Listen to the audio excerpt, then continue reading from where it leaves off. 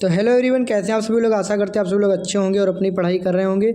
आपके एग्ज़ाम जो चल रहे हैं बिहार बोर्ड के क्लास 12th के विद्यार्थियों के, जिसमें कि बायोलॉजी का 2 फरवरी को हो गया था और 3 फरवरी यानी आज मैथ का हो गया। और मैंने क्या किया है, आप सभी के लिए जो फिजिक्स का पेपर आने वाला है उसके लिए 2 सेट अपलोड कर दिया है। और ये केमिस्ट्री का, रसायन शास्त्र का सेट H नंबर अपलोड कर रहा हूँ। इसके बाद मैं दूसरा सेट D भी अपलोड करूँगा। तो सभी लोग फटाफट से जो है वीडियो को लाइक कर दीजिए और स्टार्ट कर रहे हैं क्वेश्चन को। इसमें से आप लोग अगर करके जाते हैं, 35 क्वेश्चन करने होते हैं 70 में से, तो आपके 35 नंबर इसमें से आने ही वाले हैं। तो ज़रूर देख के जाएं। पहला क्वेश्चन निम्नलिखित में से कौन ऑक्साइड अणुचुंबकीय है। अणुचुंबकीय का व्यवहार कौन करता है, जिसमें इलेक्ट्रॉनों की संख्या में कमी होती है। तो ये ClO2, इसका भी विकल्प सही हो जाएगा। अगला, निम्नलिखित में कौन आयन प्रचुंबकीय वह होता है जिसमें बाहरी कक्षक पूर्ण होता है। तो इसमें हो जाएगा स्कैंडियम 3+, ठीक। अब देखते हैं अगला, कॉपर Z जिसका परमाणु क्रमांक 29 है, इसका इलेक्ट्रॉनिक विन्यास कितना होगा। तो इसका इलेक्ट्रॉनिक विन्यास होगा आर्गन 18 हो गया और 10 28 1 29। तो अगला देखते हैं, लेंथेनाइड तत्वों का सामान्य इलेक्ट्रॉनिक विन्यास क्या होता है। तो इसका होगा N-2 F0 से 14 N-1 D1 2 0 NS2, ठीक। नेक्स्ट देखते हैं अगला क्वेश्चन नंबर 5, निम्नलिखित में से कौन यौगिक रंगीन हो सकता है। रंगीन वो होगा जिसमें इलेक्ट्रॉनों की कमी होगी, ये होगा CuF2, कॉपर फ्लोराइड। नेक्स्ट देखते हैं, पोटेशियम फेरस साइनाइड में लोहा की ऑक्सीकरण संख्या यहाँ पे पूछा गया है। तो देखो 4 गुणे पोटेशियम की 1 होती है, प्लस लोहे की x मान लो, प्लस 6 गुणे साइनाइड की होती है -1। तो हो जाएगा 6 कम -6 में से 4 जाएगा -2, यानी x बराबर उधर जाएगा तो प्लस का 2 यहाँ पे आएगा, जो कि राइट आंसर हो जाएगा। अगला देखते हैं, जटिल ये कोबाल्ट और एथिलीन डाइएमीन और क्लोरीन +1 में कोबाल्ट की प्रभावी परमाणु संख्या कितनी होगी। कोबाल्ट की निकालना है यहाँ पे, तो इसका निकालोगे तो 35 आएगा, ठीक। चलिए नेक्स्ट देखते हैं, जटिल आयन, फिर से करें, जटिल आयन की आकृति कैसी होगी। इसमें आकृति पूछा है क्वेश्चन में, इसका राइट आंसर होगा वर्गतली, स्क्वायर प्लेनर। अगला है क्वेश्चन नंबर 9, जटिल यौगिक का IUPAC नाम क्या है। जटिल यौगिक का IUPAC नाम है हेक्साएमीन कोबाल्ट 3 क्लोराइड। नेक्स्ट है हमारा, निम्नलिखित में से कौन लिंकेज समझौता प्रदर्शित नहीं कर सकता है। तो इसका होगा अमोनिया NH3। अगला देखते हैं, एमीन प्राइमरी एमीन के साथ एल्कोहलिक KOH की उपस्थिति में क्लोरोफॉर्म की अभिक्रिया को क्या कहते हैं। तो इसका राइट आंसर होगा कार्बिल एमीन अभिक्रिया कहलाती है। अगला देखते हैं क्वेश्चन नंबर 12, निम्नलिखित में से कौन क्लोरल है। तो इसका होगा CCl3CHO। नेक्स्ट देखते हैं, निम्नलिखित में से किसका शून्य द्विध्रुव आघूर्ण है। CCl4 carbon tetrachloride. ये हमारा अगला है, इसका IUPAC नाम लिखना है। गिनती इधर से ही करेंगे, 1 2 3 4, तो 2 नंबर पर क्लोरो लगा है, तो इसका होगा 2 क्लोरो 3 मेथिल ब्यूटेन, इसका राइट आंसर हो जाएगा। अगला देखते हैं, इसके बाद में क्लोरोफॉर्म क्या है यहाँ पर। तो क्लोरोफॉर्म हो जाएगा एक ट्राई हेलोजन व्युत्पन्न है, क्योंकि CCl4 कार्बन टेट्राक्लोराइड। अगला देखते हैं, एल्कोहल का सामान्य सूत्र क्या होता है। एल्कोहलों का सामान्य सूत्र क्या होगा। तो इसमें भी एल्कोहल, इसमें भी, इनमें से सभी हो जाएगा। अणुसूत्र CH4H10O में कितने समावयवी एल्कोहल हैं। तो इसका राइट आंसर हो जाएगा 4। अगला देखते हैं, यहाँ पे अम्लीय K2Cr2O7 पोटेशियम डाइक्रोमेट के द्वारा ऑक्सीकरण से मेथिल एल्कोहल देता है। तो ये होगा HCOOH, फार्मिक अम्ल जो चींटी के डंक में पाया जाता है। डाई एथिल ईथर यानी C2H5O का दवा के रूप में उपयोग होता है। तो इसका हो जाएगा निश्चेतक के रूप में, यानी एनेस्थीसिया दिया जाता है बेहोश करने के लिए। कार्बोनिल यौगिकों का सामान्य सूत्र है CnH2n+1O। अगला देखते हैं, कमरे के तापक्रम पर फॉर्मल्डिहाइड है, यानी HCHO, फॉर्मल्डिहाइड इसको बोलते हैं। तो इसका राइट आंसर हो जाएगा आपका गैस। कमरे के ताप पर ये गैस अवस्था में पाई जाएगी। किसी प्रथम कोट की अभिक्रिया का विशिष्ट वेग स्थिरांक निर्भर करता है। ये हो जाएगा तापक्रम पर, टेम्परेचर, एट द टेम्परेचर। अगला देखते हैं, तन्य ने OH की उपस्थिति में एथिल एसीटेट का जल अपघटन किस कोट की अभिक्रिया है। तो इसका राइट आंसर हो जाएगा 2। नेक्स्ट देखते हैं, अधिकांश अपक्रियाओं के लिए ताप गुणक का मान निम्न में से किसके बीच होता है? तो इसका राइट आंसर हो जाएगा 2 तथा 3 के बीच।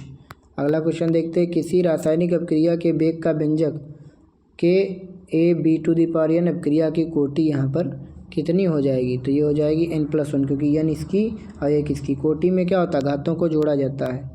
फेरिक हाइड्रोक्साइड कोलाइडी ब्लेंड के स्कंदन में निम्नलिखित में से कौन विद्युत अवघट्य सबसे कम प्रभावी होता है? तो ये देखिए आपका सबसे कम प्रभावी होगा K3 वाला। कौन पायसी का कारक है? पायस इमल्सिफिकेशन वाला कौन है इसमें? तो इसका हो जाएगा साबुन।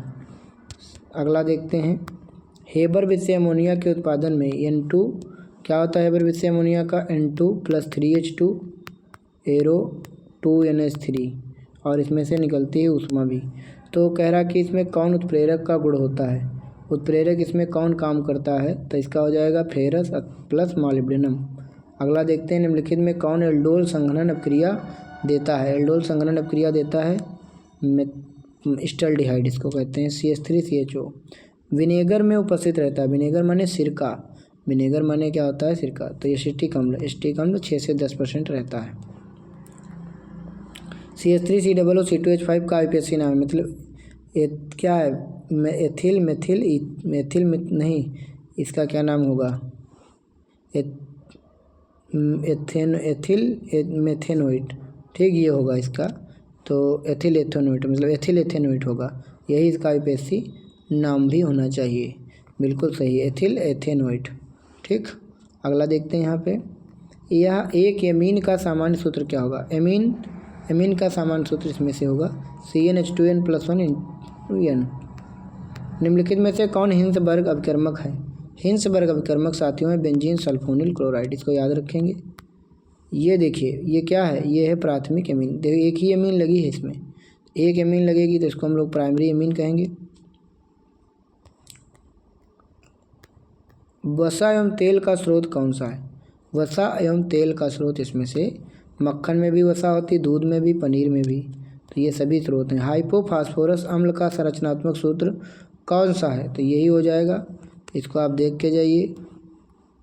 अगला क्वेश्चन, अमोनिया को सुखाया जाता है CaO द्वारा, कैल्शियम ऑक्साइड द्वारा। निम्नलिखित में से कौन सबसे सबल क्षार है? सबल माने प्रबल, स्ट्रांगेस्ट बेस कौन सा है? यहाँ पर अमोनिया। अगला देखते हैं, SO3 में S का संकरण क्या है? SO3 में S का संकरण है sp2 संकरण। नाइट्रोजन की उच्चतम संयोजकता कितनी है? नाइट्रोजन उच्चतम कितनी संयोजकता कर सकता है? 4। द्रव ऑक्सीजन के एक अणु में अयुग्मित इलेक्ट्रॉनों की संख्या कितनी होगी? 2।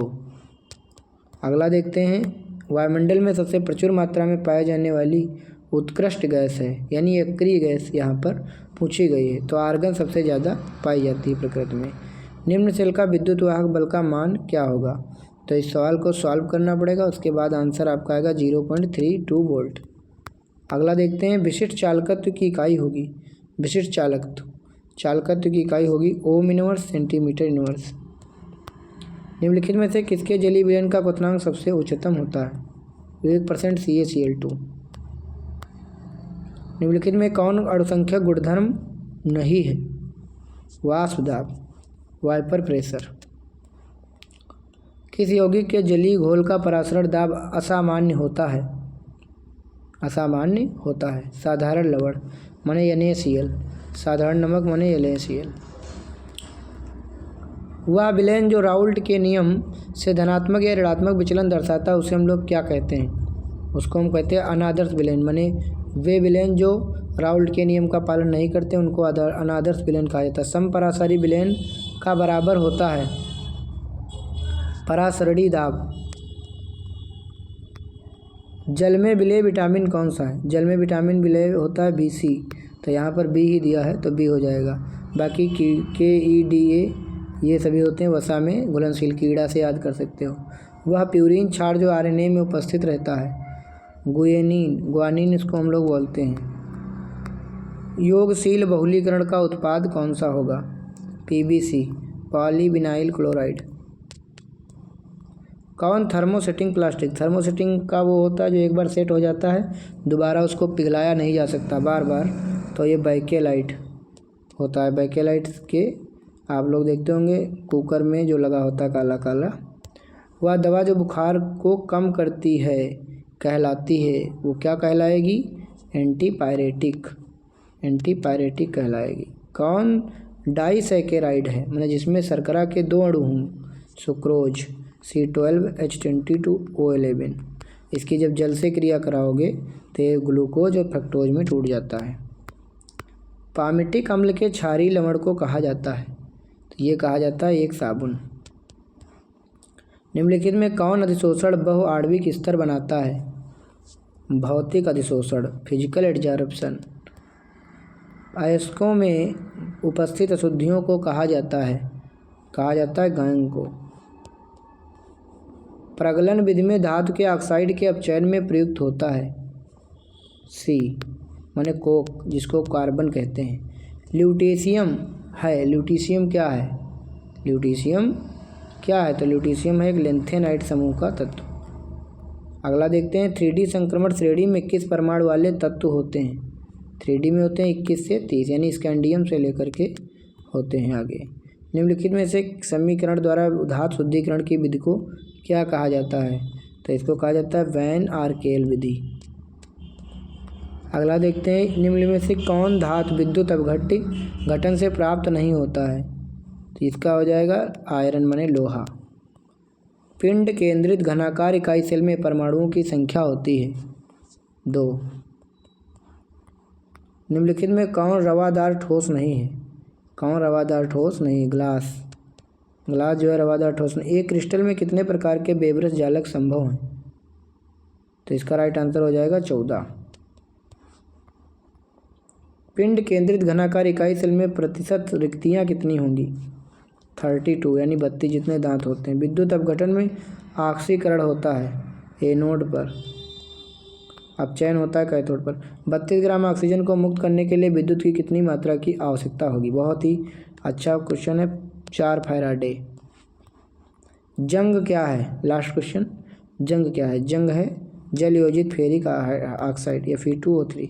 तो चलिए यहाँ पर ये हो गए। अब देखते हैं थ्योरिकल प्रश्न भी देख लीजिए। मध्यावस्था मेटर किसे कहते हैं? कायरल अकायरल यौगिक क्या है? इसको आप पढ़ के जाइए, इसमें से क्वेश्चन रिपीट होंगे, पक्का जो रिपीट होंगे। पूरा पेपर देख लीजिए आप लोग। अब आप लोगों के लिए मैं सेट D लाने वाला हूँ। ये सेट H था, इसको देख के ज़रूर जाएं। और H को भी जो मैं अगला डालूँगा उसको भी आप लोग ज़रूर, मतलब H तो डाल ही दिया है, D वाला भी डालूँगा और D वाले को भी देख के जाएं। और ये सभी क्वेश्चन जो मैं दिखा रहा हूँ आपको स्क्रीन पे, ठीक, इनको भी आप पढ़ के ज़रूर जाएं। इसमें से कुछ क्वेश्चन रिपीट ज़रूर होंगे, जो रिपीट होंगे तो आपका पेपर अच्छा जाएगा, तो आपके मार्क्स बढ़ जाएंगे। राउल्ट का नियम लिखना है, आदर्श अनादर्श विलयन, आयस के साधारण से क्या तात्पर्य, IPSC नाम लिखना है। PDF अगर आप चाहते हैं तो आप में कमेंट करना, मैं आपको PDF भी दे दूँगा। चलिए, तो यहाँ पर केमिस्ट्री का हमने पेपर करा दिया है। फिलहाल सेट किसी का कोई हो, क्वेश्चन यही सब में रहते हैं, तो आप लोग इसको आप देख सकते हैं। फ़िलहाल मैं जो है आप लोगों के लिए दूसरा सेट भी जल्दी ही लाऊंगा। धन्यवाद।